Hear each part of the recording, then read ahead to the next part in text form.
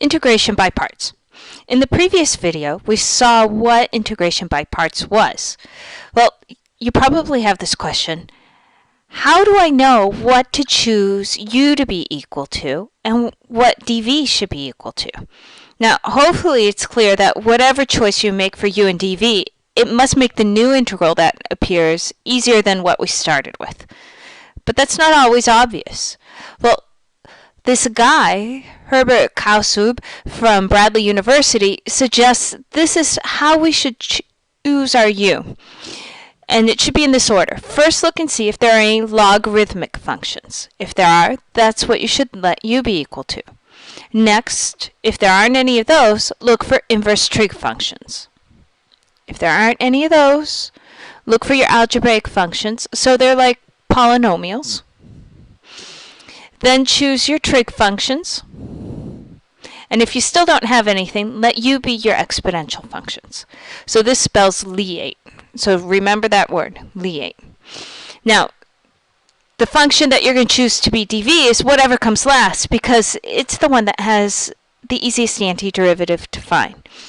So let's see how we're going to use this. Consider this integral of x cosine x.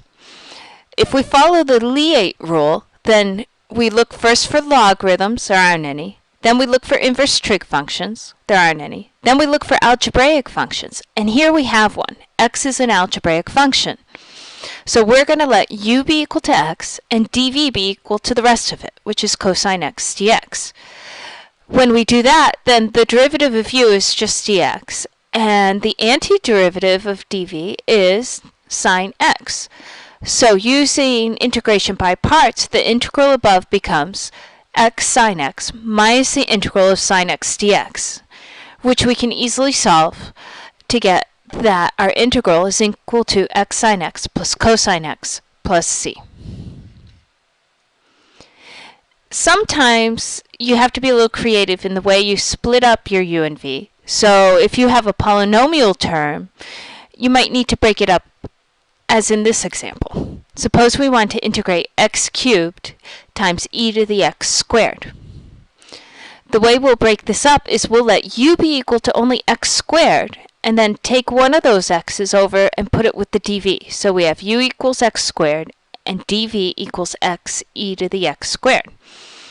Once we do that, we know what du and v will be equal to.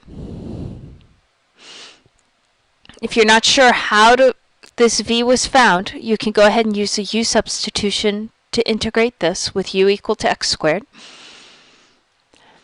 You set up your equation using integration by parts, and then the second integral here is just the same as what we call dv here, so we know how to integrate that to get our final result, that the integral of x cubed e to the x squared is equal to 1/2 e to the x squared times x squared minus 1 plus our constant of integration.